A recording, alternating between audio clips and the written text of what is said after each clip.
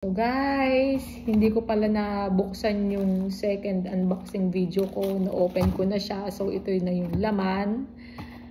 Galing siya sa Marge Gold. Hindi ko napindot yung video. So, yan yun. Sealed na sealed siya. Then meron siyang unboxing video, refund and something. Yeah. So, ang libre ko ay pamuyod. And then, my thank you letter again. And ito na yung box niya.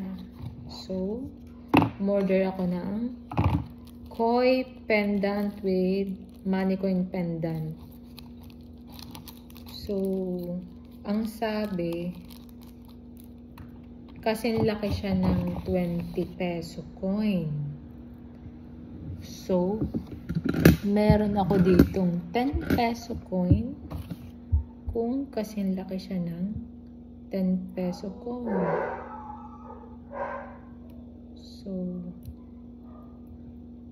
ito siya.